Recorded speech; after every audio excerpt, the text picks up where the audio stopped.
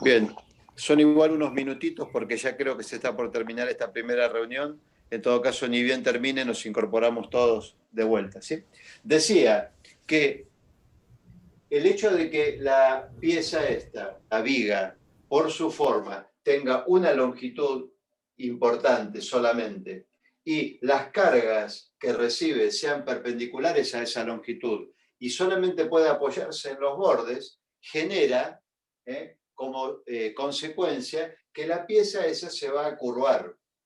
Y aclaro todo eso porque si, por ejemplo, esta pieza pudiera apoyarse en toda su base, por más cargas que recibiera, no tendría como consecuencia esta curvatura.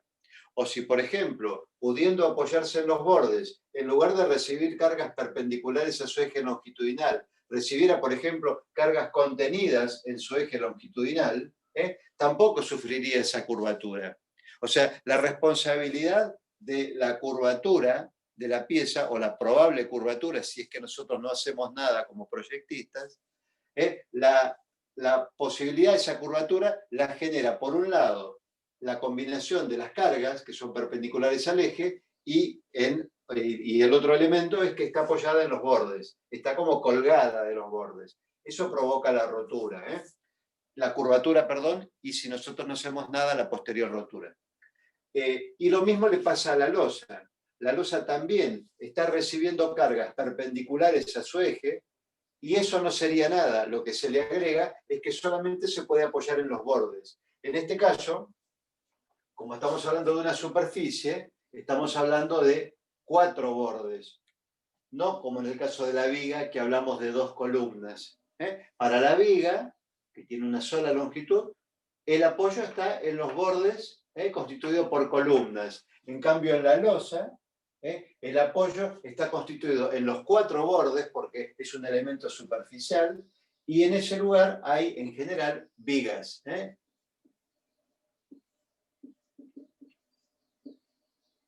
Esto ya lo hemos hablado, lo estamos como repasando, ¿no? Entonces, decíamos que acá también va a haber una curvatura. Obviamente va a haber una curvatura de un elemento superficial, pero también estamos bajo el mismo estado de solicitaciones, que así se llama. Esto se llama flexión plana. Las dos piezas están bajo la misma situación, flexión plana. ¿Qué pasa? Como una tiene forma superficial y otra longitudinal, la manera en que van a enfrentar a esa situación va a ser ligeramente diferente. Y es eso de lo que nos tenemos que ocupar ahora. Estuvimos viendo ya durante bastantes clases cómo calcular, cómo determinar el espesor de una losa y cómo calcularle la armadura. Para eso, bueno, las clasificamos en losas cruzadas o losas unidireccionales, y bueno, hicimos toda una serie de, trazamos los diagramas de momento, o sea, hicimos todas las disquisiciones, digamos, todos los análisis que había que hacer al respecto.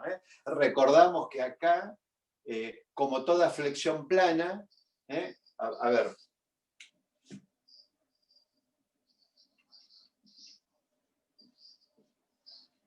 flexión plana, que dijimos que es el estado de solicitación bajo el cual se encuentran estos elementos, está compuesta principalmente, la flexión plana está compuesta por 2 esfuerzos característicos, el momento flexor y el esfuerzo de corte. Entonces, de los esfuerzos internos que se van a generar dentro de la losa y dentro de la viga, los más importantes, a los que realmente tenemos que prestarle atención, son el momento flexor y el esfuerzo de corte. Ahora, la particularidad propia que tiene cada elemento hace que nosotros, para dimensionar losas, le hayamos prestado atención solamente al momento flexor. A punto tal que calculamos la armadura para que la pieza pudiera soportar ese momento flexor. Por ese motivo nosotros trazábamos primeramente los diagramas de momento, tanto en una dirección como en la otra, que a partir del uso de ecuaciones y tablas nos permitían determinar qué armadura debería llevar esta losa, pero siempre, siempre apuntando a el momento flexor. Bueno, en el caso de las vigas, que también están en flexión plana y que también se van a ver expuestas a el momento flexor y al esfuerzo de corte, en el caso de las vigas le vamos a prestar atención a los dos esfuerzos.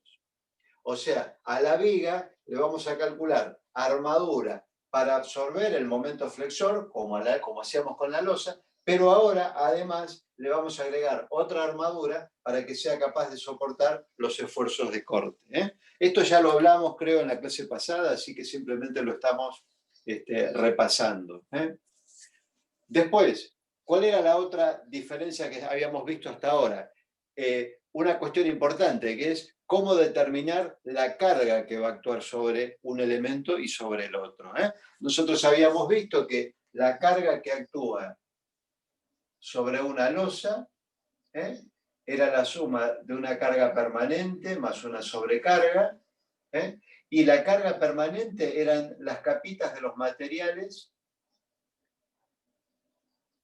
que siempre iban a estar en contacto con la losa, el solado, todas las capas que van arriba de la losa, incluida la losa misma. Con eso determinábamos el peso de los materiales. Y la sobrecarga era un valor estadístico que ponderaba el peso de cosas que son más difíciles de determinar. Por eso se decía en base a la estadística, como por ejemplo el peso de un ropero, el peso de una persona, porque por ejemplo lo que hacían era categorizar los locales para decir, bueno, si esto va a funcionar como un dormitorio, la sobrecarga que yo voy a estimar va a ser tal. Un valor estadístico que funciona y que, como digo, engloba, en el caso del dormitorio, al posible peso de las personas que vivan ahí o duerman ahí, a todo el mobiliario, etcétera, etcétera.